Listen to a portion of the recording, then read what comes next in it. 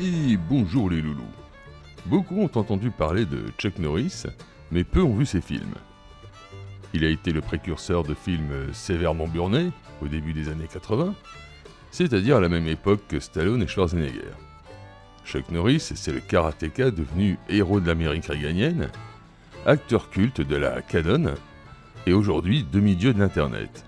Il est passé de la fureur du dragon à Walker Texas Ranger, du mythe au mème. Mais qui est vraiment Chuck Norris ? Et comment est-il devenu une icône dont même les pires films sont devenus cultes par accident ? Chuck Norris, de son vrai nom Carlos Ray Norris, naît en 1940 en Oklahoma. Il se tourne vers les arts martiaux pendant son service militaire en Corée. À son retour, il devient un des plus grands champions de karaté des années 60 et 70. 6 fois champion du monde, propriétaire de sa propre chaîne de dojo, et mentor de stars comme Steve McQueen, qui l'encourage à prendre des cours d'art dramatique. On peut pas dire que ça a super bien payé. Alors, calmons le jeu sur son palmarès sportif.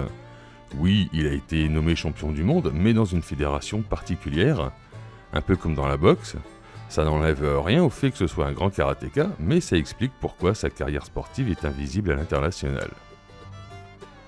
Au début, il entraîne et prépare physiquement des comédiens. Mais c'est sa rencontre avec Bruce Lee dans La Fureur du Dragon en 1972 qui le propulse sur les écrans. Il y joue l'adversaire ultime de Bruce dans un colisée transformé en arène mythique. Ce combat deviendra une référence du cinéma d'action. Il enchaîne quelques films dont les succès sont satisfaisants au début des années 80 et il commet une erreur monumentale, il signe avec la Canon. Alors il faut comprendre que la Canon faisait dans le film érotique bon marché comme les films de Russmeyer. L'ADN de la Canon, c'est de tout faire avec un budget faible, et quand il se lance dans un film d'action, c'est aussi avec peu d'argent. Une vedette bankable au casting, et tout le reste, ce sont des inconnus, pas chers.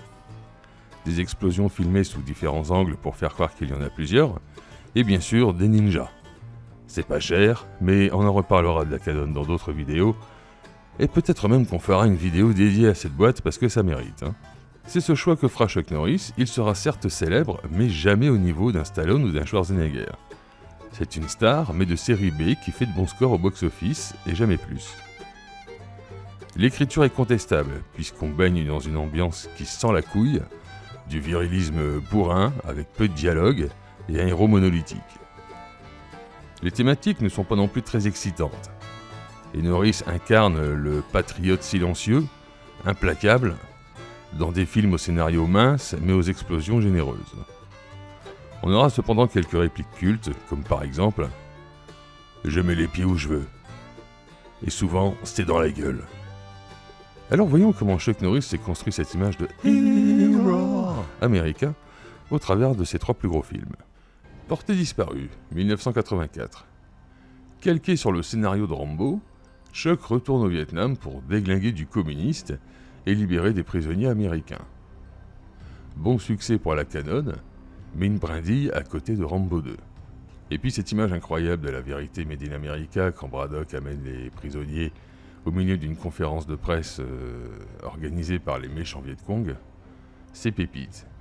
Avec Rambo 2, il y avait le maquillage en arbre, l'arc explosif, mais là rien de bien original, à part bien sûr des clichés sur les ennemis, pour montrer qu'ils sont bien méchants avec des sales gueules, mais prononcés tellement fort que c'en est gênant, sans compter les dialogues ouvertement racistes. Invasion USA, 1985. L'URSS envahit la Floride, et Chuck les repousse à coups de Uzi en jean moulant. Mais à part un centre commercial changé en piste de course, on s'emmerde un peu, d'autant que l'idée est complètement débile, alors que c'est quand même le film le plus ambitieux en termes de budget et de réalisation, mais le scénario est toujours aussi débile, et même peut-être plus. L'URSS envoie environ 500 hommes sur les plages de Floride pour commettre des attentats terroristes comme ça, un petit peu au hasard. Des centres commerciaux, des églises, des résidences privées. Chuck va nettoyer la racaille communiste sans vraie logique, il est toujours là au bon moment sans qu'on sache comment il a fait. Et puis non, regardez-le celui-là, sinon vous allez penser que j'exagère. Ce sont des films quasi propagandistes où l'Amérique triomphe toujours, portée par une esthétique de vidéoclub et un montage sous stéroïdes. La moustache de Chuck devient donc une arme de dissuasion. Hero. À la fin des années 80, la formule s'essouffle. Delta Force tente le blockbuster, mais s'enlise dans des messages douteux et, comme tous les autres films, la crédibilité passe au second plan. Chuck, le meilleur des Delta Force, une unité mythique militairement, ouvre une porte, mais entend un bruit derrière lui, alors il se retourne sans contrôler ce qu'il y a derrière la porte, et en plus il la laisse ouverte. Alors, je suis pas militaire, hein, mais je peux comprendre que c'est pas ça la procédure d'une unité d'élite, hein. En 1992, Sidekick le transforme en idole d'un ado asthmatique dans un trip autoparasique et héroïsme forcé. Il a touché le fond. Mais c'est Walker Texas Rangers qui va lui redonner un second souffle.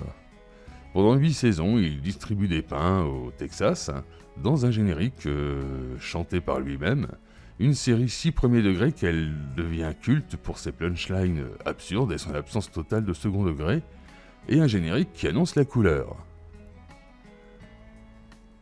Cause the eyes of Rangers are upon you. Any wrongdoer is gonna see. When you're in Texas, look behind you. Cause that's where the Rangers gonna be. Chuck Norris est un fervent républicain, pro-NRA, pro-Bush. Il publie des tribunes très engagées contre l'évolution sociétale et pour les valeurs traditionnelles. Il soutient ouvertement Mike Huckabee, un ancien pasteur anti-avortement, homophobe très énervé et créationniste, et Trump. Sa vision de l'Amérique est celle d'un pays armé, croyant et discipliné.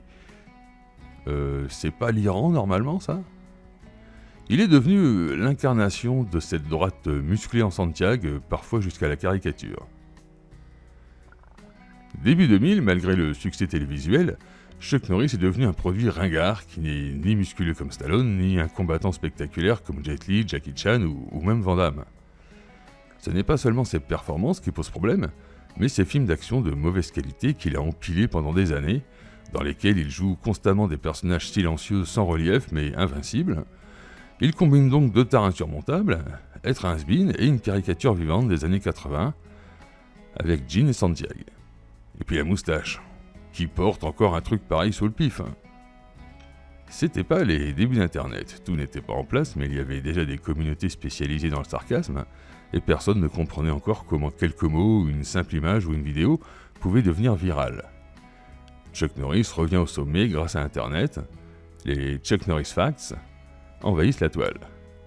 Chuck Norris a compté jusqu'à l'infini 2 fois, Chuck Norris peut se souvenir du futur, Chuck Norris peut ressusciter un angle mort, Chuck Norris n'a pas de père, parce qu'on ne nique pas la mère de Chuck Norris. Il devient donc une icône involontaire de la génération post-ironique, parce que soyons honnêtes, la plupart des gens qui se sont amusés avec les Chuck Norris Facts n'ont jamais vraiment vu un film de sa période canon, ou alors par hasard. Finalement, de victime, il passe à légende vivante, mais pour rire. Et il finit par jouer le jeu. Après tout, on dit souvent que peu importe la façon dont on parle de vous du moment qu'on en parle. Cela lui donnera une visibilité et le mettra un peu en avant, apparaissant dans des pubs comme World of Warcraft, qui ouvrira aussi la porte à Mr. T, ou des caméos autoparodiques, notamment pour Expendables 2. Chuck Norris a traversé les époques, héros martial, avatar de la guerre froide, gérant de ranch texan, puis dieu internet. Sa filmographie est inégale, son jeu minimaliste, et il est resté dans l'imaginaire collectif. Peut-être qu'il a toujours été sincère, pas cynique, même pas cool, juste Chuck. Alors je pouvais pas finir cette vidéo sans cette scène mythique. Quand Jean-Claude Van Damme fait un grand écart entre deux camions, eh bien, Chuck Norris, lui, il le fait, mais c'est une autre dimension. Et vous ? Votre plus beau souvenir de Chuck Norris ?